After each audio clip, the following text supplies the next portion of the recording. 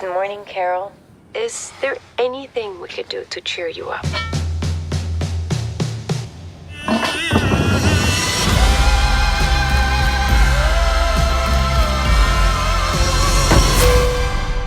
Jenson Green asks, can you please explain what the heck is going on in Pluribus? I love the show, but I don't understand what's happening at all. Are the people aliens now or what? Thank you for your attention to this. I love your little sign off there like our dear leader does. Okay, yeah. So many are wondering what the hell is going on in the show Pluribus. What happened to everyone? Why are they now in sync? And, are their consciousnesses really like still there? Can this be reversed? Can they be like separated back out? Were aliens involved? Let's talk about it all, and I'll do my best to explain what exactly this virus is and how it works. So, Pluribus, it's the new show from Vince Gilligan, the creator of Breaking Bad and Better Call Saul. He's arguably one of, if not the greatest showrunners and writer-directors of all time. Imagine if, he started working with Skydance. He'd be one of the top guys that Ellison would manage to run off somehow. Ha! Zing! All right, anyway, Gilligan's great. He's been doing a bit of a pivot here recently with this Pluribus show, back to his science fiction roots, which is exciting. He worked on X-Files earlier in his career. And yeah, I watched the first 2 episodes of this new show, Pluribus. It is fucking great.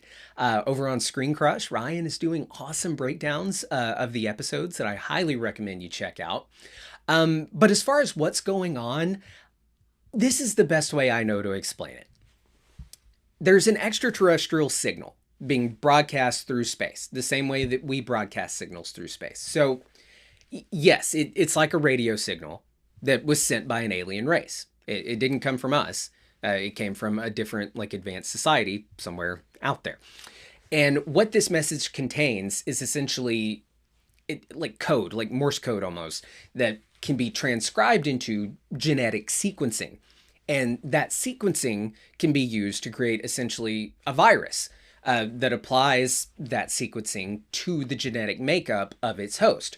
So had the scientists not used the signal as a guide to create this genetic coding and introduce it to the biology of life on Earth, everything would have been fine. This wouldn't be happening. The signal itself being beamed to Earth wouldn't affect like the brain waves of people and automatically alter their DNA. It is only, from my understanding, it is only because human beings sequenced this RNA and made it biological that we are now in this situation. So once the virus is created, based on the genetic coding formula that was sent, it now acts almost as if it is this self-replicating, self-assembling entity.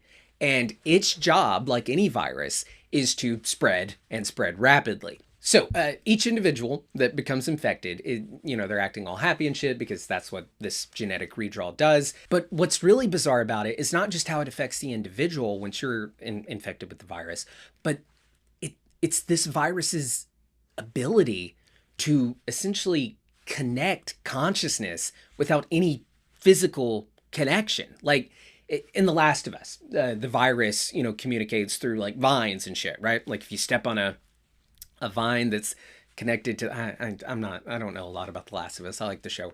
But, if you step on a vine, it'll like alert the zombies that are connected to that same fungus. Like, oh, those fuckers are over there. But in Pluribus, this virus has successfully linked all who are infected with the virus through a non-physical connection, almost like Wi-Fi, sort of. There's something this sequencing does that is transcending consciousness almost. And it's acting like, it's almost as if it makes everyone's consciousness like quantumly entangled. And quantum entanglement meaning like, okay, so say you have like, I'm no physicist, but say you have like a particle or something and you're observing it.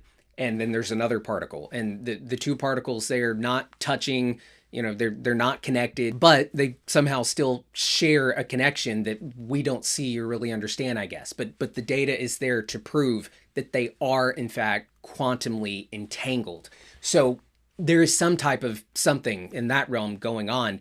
There's some type of advanced understanding, I guess, for those who develop this genetic coding that transcends our understanding of consciousness, and that makes it to where these consciousnesses can interact and become one, and they are interacting on a level of transmission beyond that of like a physical touch or like, some kind of cabling or whatever. And what this has done is it has taken individual consciousness and linked it into one giant consciousness. All individual consciousnesses are now one, and they have become essentially this being who, seems nice and, is conflict averse, but it didn't ask really before invading the planet and infecting everyone.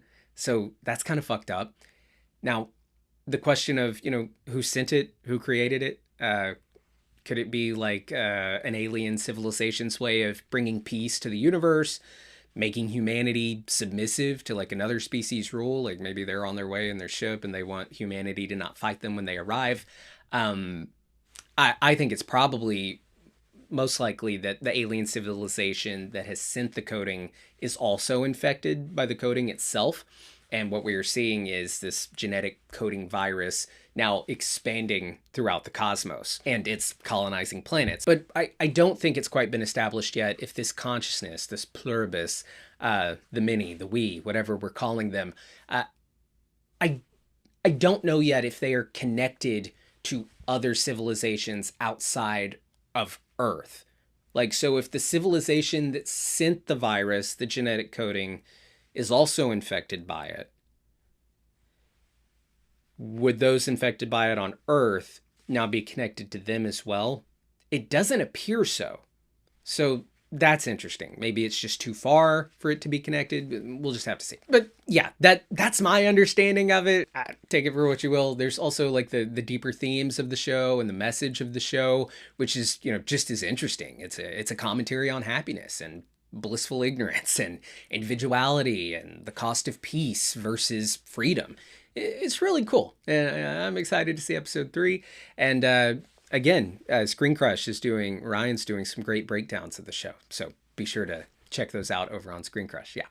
Hey everybody, Colton here, and this is the mailbag style show where I take your questions about Marvel, Star Wars, DC, movies and streaming in general. Whatever you want to ask, send it into the email address AskColtonNow@gmail.com, link in the description below. And hey, maybe you'll see your question featured right here on the show.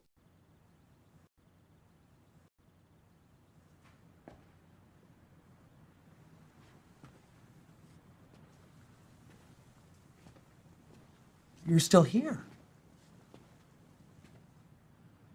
It's over. Go home.